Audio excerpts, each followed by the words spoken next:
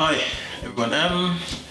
Since we set up this platform, I've not actually had a chance of talking about a lot of things. But the times that we're in calls for me to sit down and maybe people that follow, people that needs to hear certain things to hear it from our platform.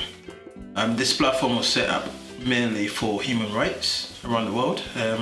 Videos and anything that anyone can do, they send it to us, and as a filmmaker and me and my team edit things and put it out there. But this, I thought I will send out this message. At the moment, the times we're in, everyone is just all over the place. There's too much going on. There's war in Syria and everything that's going on. And within our communities, there are a lot of people that are scared about things and they're not talking about it. They watch TV, they've been fed by mainstream media, and all they see is what they've been told. But it's not always the story that is the story. There are different sides to every story. What we understand at the moment with Syria, which whether people want to admit to it or not, is you don't need to have a degree or there's no work of science to know that that region that everyone is fighting for, there's something there. That's why there are minerals. Just like we've seen through the times in history and everything. All the countries in Africa, everywhere, Central America, everywhere that you see there's so much going on, that means there's always something good coming from there that a group of people want their hands on. And then what's going on is human beings that are living on those areas that are not really educated. When I say educated, I'm not talking about college or secondary school. I'm talking about, information being passed on through generations, whether it's oral or written, that tells you that, okay, these things go on to always, instead of us uniting, divide us. People are saying there that don't understand what goes on, so they're hating on their brother. So someone will come in and say, okay, I can help you with guns. If this person is getting this amount of money, that you're not getting anything, I'll help you with it. And they jump in.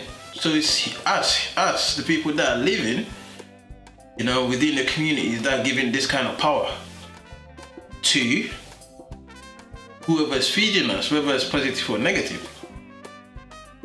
So it's down to us. Many a time what we tend to do is think that we can put our hope in politicians. I'm not saying leaders, I'm saying politicians. Because leading is by living by example.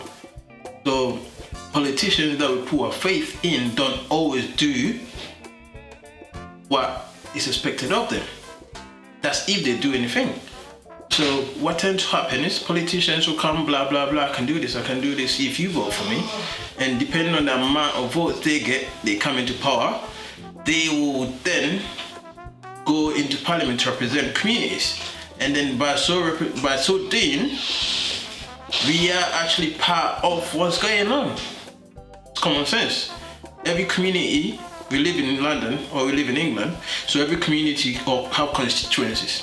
Every constituency will have councillors and everything, and there will be an MP in the community that represents everything, goes to parliament to represent that area or borough. So whoever's leading, you are the ones giving them that power. If you're not voting for them, they ain't gonna be there. And then what we do, which to me don't make sense, and I think there are a lot of people that, because of the times we're in, there's a lot of consciousness going down for walking to it. They go out there and say, okay, this is what we do. We're gonna go into different countries, They had their votes within themselves, how many people raised their hands. We vote with that, and then they go, and then it's followed. And then what comes with that is people, again, communities that are going to be suffering.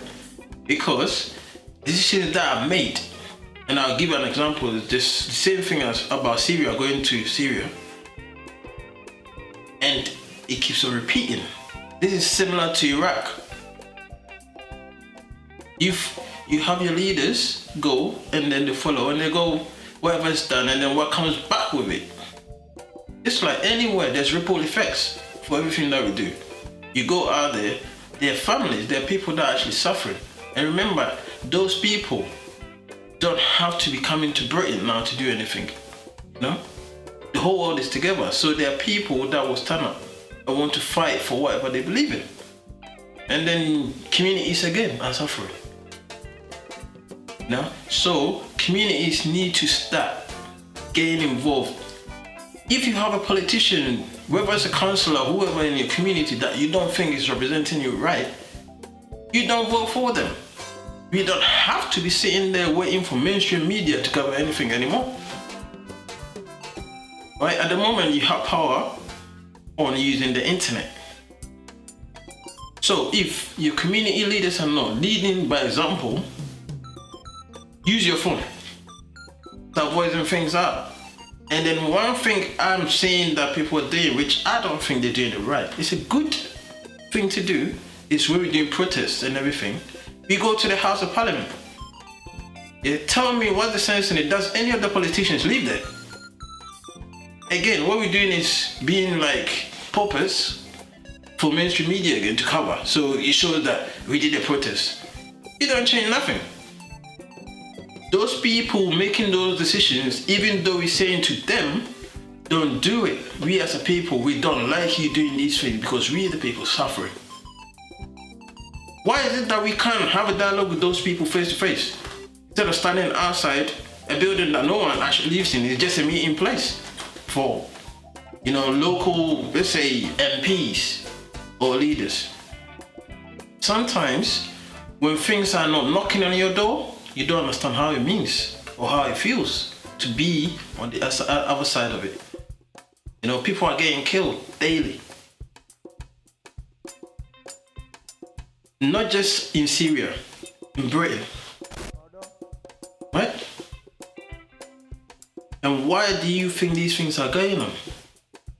You have politicians fighting each other in parliament when one is saying that you said this, or you saying that we're part of Islamic group or sympathizers. I'll use that as an example.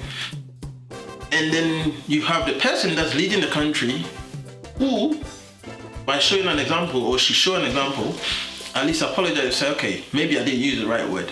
That person will even get up to acknowledge the other person, which is very disrespectful. I don't support any of them, but I'm just showing you how the cycle works. Young people that are out there, you say they're getting out of hand. How are they supposed to emulate what you, the leaders, are doing? You can't even look into your fellow politicians and say, okay, I did this, it wasn't right. And lead by example. And you expect young people to be following you. How are they going to be following you? Whilst your words is getting us into war again. War. The word war is not a good thing. You leading us. Yeah, and I talk for myself, I talk for the youth. Yeah, you lead us into believing things that are not right. And then in the end, once we find out, it's too late. We're caught up in it already. You know, a lot of people are suffering mental health issues and a lot of things in our communities, which are overlooked. Most of these things is because of things that's going on, decisions that are made by the so-called leaders in our communities. All I'm saying is that people need to wake up at this time, the times that we're in, and utilize this opportunity. You know, the frequencies levels that we have at the moment is right. People need to wake up.